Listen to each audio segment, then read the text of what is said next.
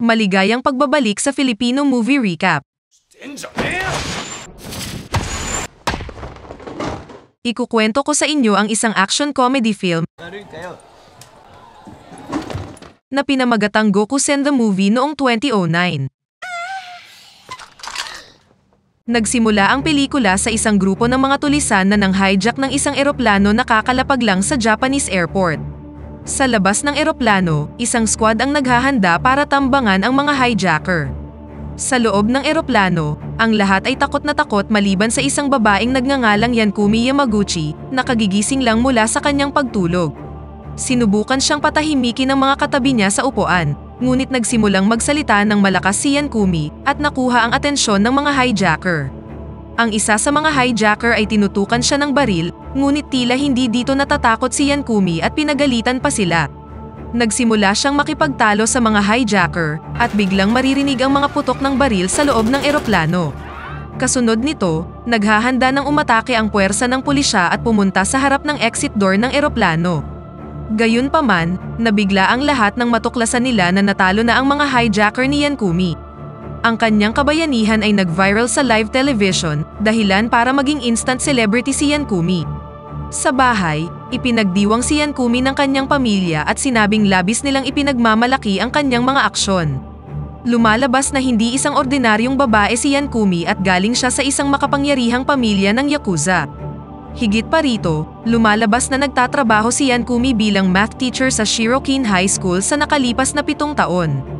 Gayunpaman, inilihim niya ang kanyang pagkatao mula sa kanyang mga mag-aaral at kapwa-guro. Kinabukasan, pagdating ni Yankumi sa paaralan, napansin niya ang kanyang mga kasamahan na nag-uusap tungkol sa kamakailang pag-rescue sa na-hijack na eroplano. Hindi nagtagal, biglang dumating ang principal at tinapos ang kanilang pag-uusap. Kinausap niya si Yankumi at pinayuhan siyang huwag kumuha ng malaking atensyon para sa sarili dahil maaari nitong malantad ang kanyang tunay na pagkatao. Humingi ng paumanhin si Yankumi at tiniyak sa kanyang hindi na ito mauulit. Biglang naputol ang kanilang pag-uusap nang dumating ang isang bagong apprentice teacher na nagngangalang Takeshi. Lumalabas na dati siyang estudyante ni Yankumi at tuwang-tuwa siya dahil sumunod sa kanyang mga yapak ang kanyang estudyante at naging isang guro. Kalaunan, dinala ni Yankumi si Takeshi sa classroom at ipinakilala siya sa mga mag-aaral. Gayunpaman, tila hindi siya nirerespeto ng mga estudyante at binabalewala lang nila ang kanyang mga pagsisikap. Pagkatapos, inimbitahan ni Yankumi ang kanyang mga mag-aaral sa field para makilala pa ng husto si Takeshi. Sa kasamaang palad, wala sa mga mag-aaral ang nagpakita sa field na naging sanhi ng kanyang pagkainis. Samantala, makikita ang 5 estudyante sa rooftop na ang pinuno ay isang lalaking nagngangalang Naoya, at pinag-uusapan ng magkakaibigan kung bakit biglang bumalik si Takeshi bilang isang guro dahil dati siyang basagulerong estudyante. Sa sumunod na eksena, nagtipon ang mga dating estudyante ni Yankumi sa isang diner at tinalakay na nakita nila siyang may kasamang lalaki. Nabigla sila dahil hindi sila makapaniwala na nagawang makahanap ng kasintahan ni Yankumi. Habang nag-uusap sila tungkol dito, dumating sina Yankumi at Takeshi para sa tanghalian. Ipinakilala niya si Takeshi sa kanyang dating mga estudyante at sinabing siya ay isang bagong guro. Nang marinig ito, napagtanto ng kanyang mga estudyante na mali ang pagkabasa nila sa sitwasyon at nagbirong hindi maaakit ni Yankumi ang gayong kagwapong lalaki. Nang marinig ito, sumama ang loob ni Yankumi at pinagalitan silang lahat, ngunit pinigilan siya ni Takeshi. Pagkatapos nito, nagpa siya si Yankumi at ang kanyang dating mga mag-aaral na kumain ng magkakasama. Habang kumakain, nagsimula silang magbahagi ng mga kwento tungkol sa kung ano na ang kanilang mga pinagkakaabalahan mula noong graduation. Inamin ng isa sa mga mag-aaral na noong una ay inisip nilang lahat na hindi kakayanin ni Yankumi ang pagtuturo at magre-resign din siya sa trabaho. Gayunpaman, nagulat sila nang makitang hindi lang siya nagtagumpay ngunit nagtatrabaho pa rin siya bilang guro sa parehong high school. Nang marinig ito, naging emosyonal si Yankumi at nagsimulang umiyak, kaya agad na humingi ng tawad ang kanyang mga estudyante. Lumipat ang eksena sa mga kaibigan ni Naoya na kaswal na tumatambay sa gilid ng kalsada. Bigla silang hinarap ng isang motorcycle gang na nagtangkang mangikil ng pera sa kanila. Nang makita ito, mabilis na nakialam si Naoya at sinabihan ng gang na huwag guluhin ang kanyang mga kaibigan. Nang gabing yun, inanyayahan ni Yankumi si Takeshi sa kanyang bahay para sa hapunan. Ipinakilala niya siya sa kanyang pamilya at binanggit na matagal na niyang pinapangarap na maimbitahan ang kanyang mga mag-aaral para uminom at makipag-hangout sa kanila. Pagkaraan ng ilang oras, medyo naparami ang pag-inom ng alak ni Yankumi at siya'y nalasing. Pagkatapos, nakipag-usap si Takeshi sa lolo ni Yankumi. Ibinunyag niya na si Yankumi ang dahilan kung bakit siya naging guro, at sinabi niya pa na kahit minsan ay nakakainis si Yankumi, tinuruan siya nito ng maraming aral sa buhay at inspired siyang magtrabaho ng husto sa high school. Kinabukasan, habang papunta sila sa paaralan, hindi inaasahang nakatagpo ni Yankumi ang dalawa sa mga dati niyang estudyante, na medyo barumbado noong nag-aaral pa sila. Sa kanyang pagkabigla, nalaman niyang nagbago na sila at ngayon ay mga asensado na. Hindi nagtagal, nabaling ang kanyang atensyon sa isang lalaking nagsasalita sa malapit. Habang papalapit siya sa lalaki, napansin niyang kahawig siya ng dati niyang kasintahan. Lumalabas na ang lalaking ito ay si Yamato Nakamura, at siya ang may-ari ng pinakamalaking IT company sa Japan. Layunin niya ngayong palawakin ang kanyang impluwensya sa pamamagitan ng pagtakbo para sa posisyon ng gobernador. Agad na nahumaling si Yankumi sa kanya at ipinahayag ang kanyang malakas na suporta para sa darating na eleksyon. Lumipat ang eksena sa Shirokin High School, kung saan hindi inaasahang nagpakita ang isang motorcycle gang. Lumalabas na mga miyembro sila ng notorious na grupo na tinatawag na Black Skull at dumating sila upang maghiganti kay Naoya. Maging ang mga guro ay natatakot sa kanila kaya agad na tumawag ng pulis ang principal para humingi ng tulong. Nang marinig ang paparating na pulis, nagpasya ang mga miyembro ng Black Skull na umatras muna sa ngayon ngunit nanumpa silang babalik muli upang maghiganti kay Naoya. Kasunod nito, ipinatawag ng principal si Naoya at ang kanyang mga kaibigan sa kanyang opisina at pinagalitan sila dahil sa gulong idinulot nila sa paaralan. Humingi siya ng paliwanag mula sa kanila ngunit sinabi ng mga estudyante na ang motorcycle gang ang unang nagdulot ng gulo nang sinubukan nilang mangikil ng pera sa kanila. Hindi naniniwala ang principal sa kanilang mga paliwanag ngunit biglang pumagitna si Yankumi. Tiniyak niya sa principal na nagsasabi sila ng totoo at sinabing alam niya kapag nagsisinungaling sila. Nang marinig ito, nagpasya ang principal na palampasin ang usapin ngunit pinaalam niya kay Yankumi na kapag magdulot pa ng gulo ang kanyang mga mag-aaral sa hinaharap, kaagad siyang tatanggalin sa trabaho. Kalaunan sa klase, nasorpresa si Naoya at ang kanyang mga kaibigan nang ipagsapalaran ni Yankumi ang kanyang trabaho para sa kanilang kapakanan. Dahil ayaw na niyang mailagay pa siya sa gulo, nagpasya si Naoya na tapusin na ang usapin sa biker gang.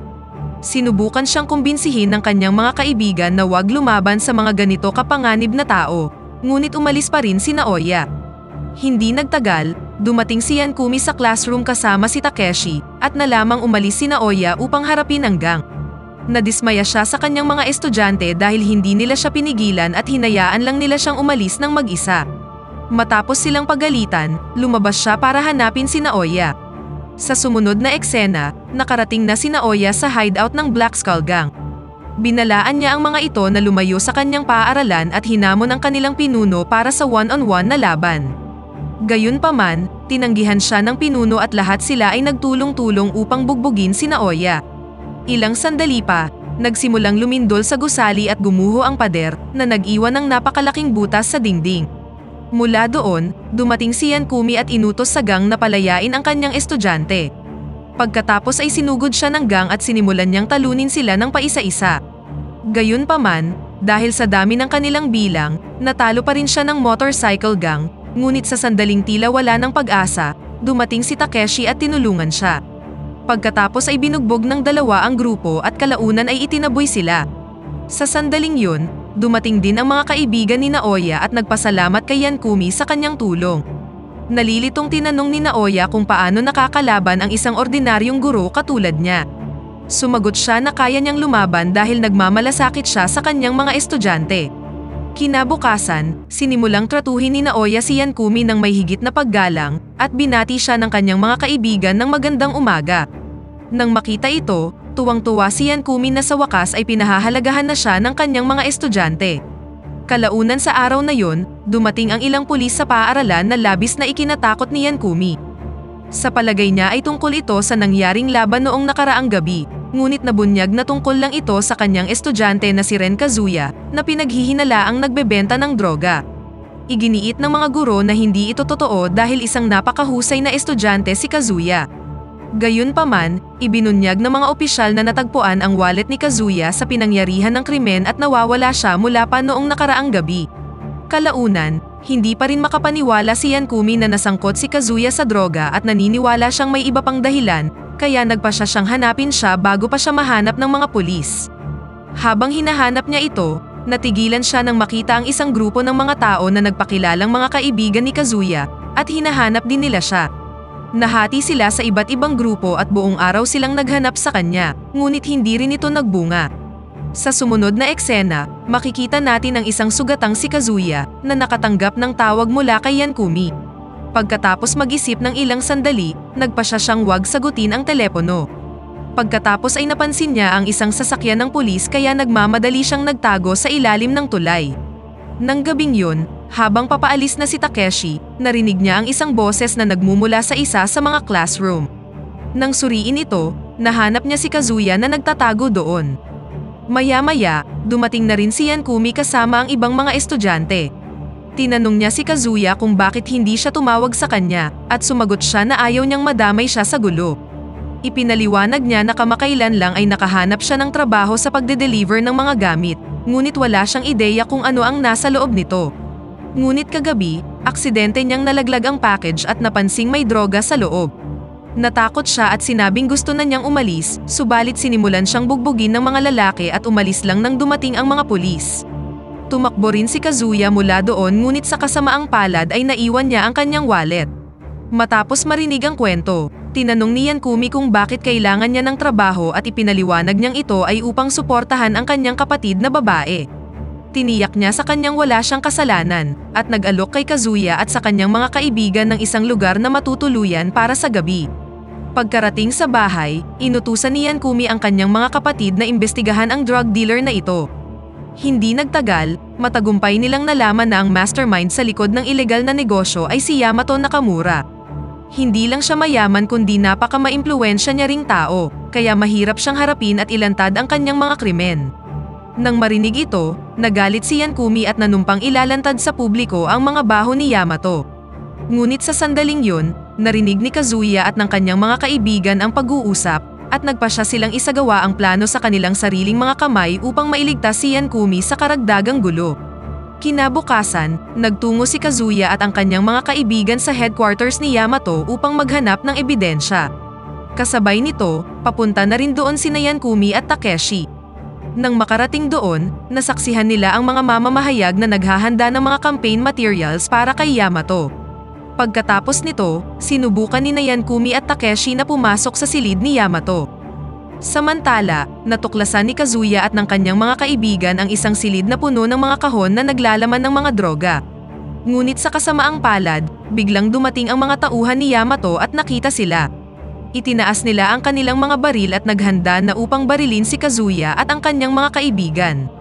Sa kabutihang palad, dumating si Yankumi sa tamang oras at tinalo silang lahat.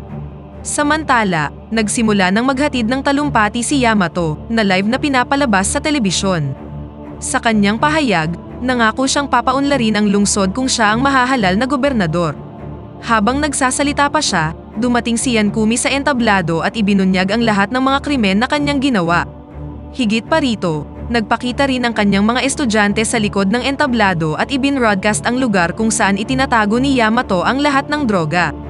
Nang makita ito, natakot ang mga taga-suporta ni Yamato at mabilis na umalis sa lugar. Dahil dito, nagalit si Yamato at inutusan ang kanyang mga tauhan na bugbugin si Yankumi. Samantala, ilang special forces ang nakatalaga sa labas ng pasilidad. Maging si Naoya at ang kanyang tropa ay hindi makapasok dahil pinigilan sila ng mga awtoridad. Sa kabila ng dami ng kanilang bilang, matagumpay na natalo ni Yankumi ang lahat ng mga tauhan ni Yamato. Pagkatapos ay tinutukan siya ng baril ni Yamato at inakusahan siyang sinira ang kanyang buhay. Pinayuhan siya ni Yankumi na kaagad ng sumuko at ipinaalam sa kanyang maaari pa siyang magsimula ng bagong buhay. Pagkatapos ng mahabang pag-uusap, sa huli ay sumuko na rin si Yamato. Hindi nagtagal, pumasok na ang Special Forces sa gusali at handa ng kumilos laban kay Yamato. Gayunpaman, pinayuhan ni Yankumi ang mga pulis na huwag siyang barilin dahil sumuko na siya. Sa huli, hinuli na ng mga pulis si Yamato, habang ang buong bansa naman ay namangha sa katapangan ni Yankumi. Kinabukasan, naging bagong celebrity si Yankumi at pinuri siya ng lahat ng guro at pati na rin ng principal para sa kanyang katapangan. Kalaunan habang nasa klase, inanyayahan niya ang kanyang mga estudyante na maglaro ng habulan sa labas. Noong una, tahimik ang mga estudyante, ngunit pagkatapos silang himukin ni Naoya, lahat sila ay sumali na sa laro. Hindi nagtagal, masaya silang tumakbo kasama si Yankumi at dito na nagtatapos ang pelikula. Pakipindot naman ang like button kung nagustuhan mo ang pelikula at kung hindi naman, pindutin mo ng 2 beses ang dislike button para lang makasiguro.